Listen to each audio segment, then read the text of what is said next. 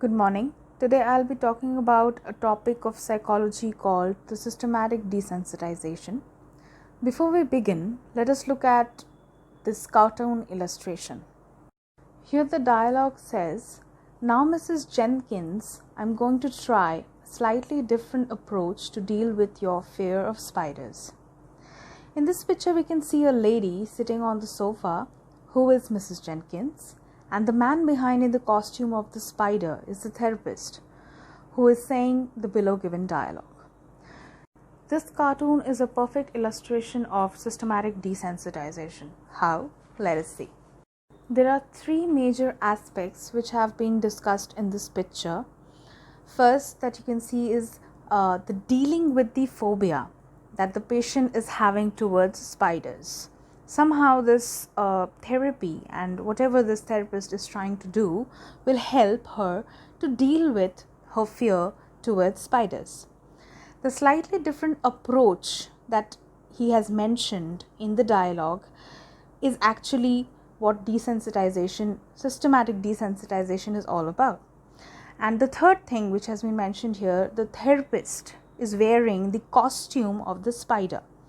So the main idea of the therapy here is actually providing that exposure on a very gradual process, not actually presenting the patient or the client with the actual spider, but with somewhat similar in a lower level of exposure of the element of phobia, the stimuli of phobia.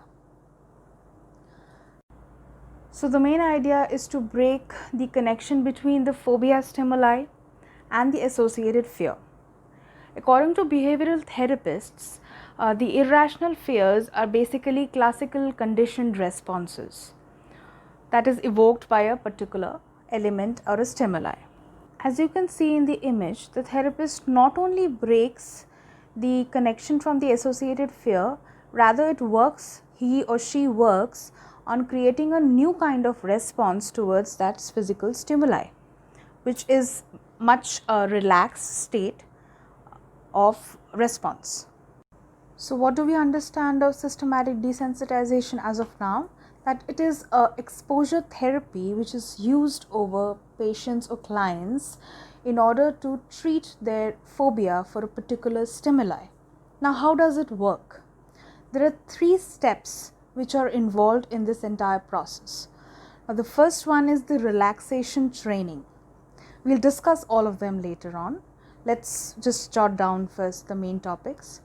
The first is relaxation training. Second is hierarchical construction of fears. And third is the systematic desensitization proper. Now, what are these three things?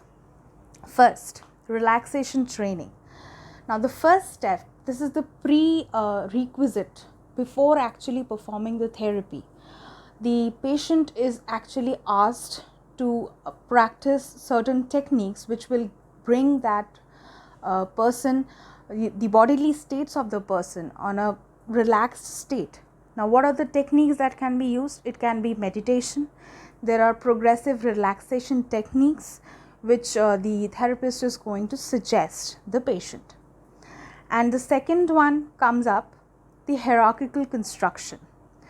Now let us see another image.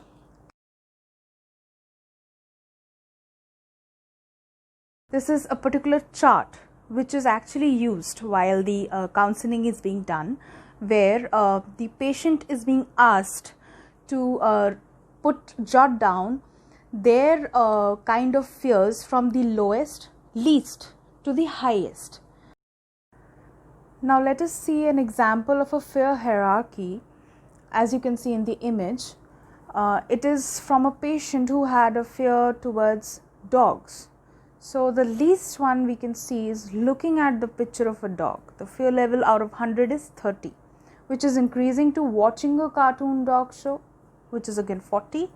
Watching a real live dog show is 50, and going to the park with a dog walker is 80, to reaching to actually stroking a dog, which is again a type of real, that's where the difference between the two types we will be talking in the third point, which is actually stroking a dog.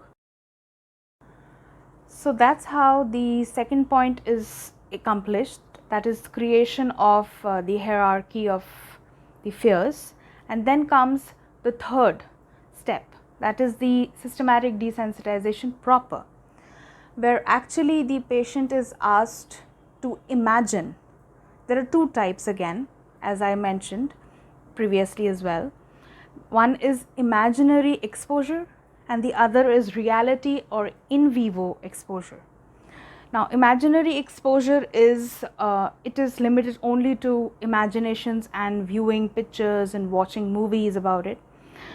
And the second one is actually involving with the real element, which is we can see in the previous image as well, that the patient had to stroke the dog actually. That comes on a very later stage, and that is why it is called systematic desensitization, because the entire process is done very gradually in a systematic way. In a systematic way they are desensitized towards their fear. Last but not the least, some historical facts about this systematic desensitization, that is, who actually coined it, who actually experimented on it. So the psychiatrist who worked on it was Wolff in the year 1958, and Emelkamp and Wessels worked on in vivo desensitization in year 1975, which is said to be a superior of what was done by Wolff, because it actually makes the client to go to the actual object in real world and experience their phobias and fears.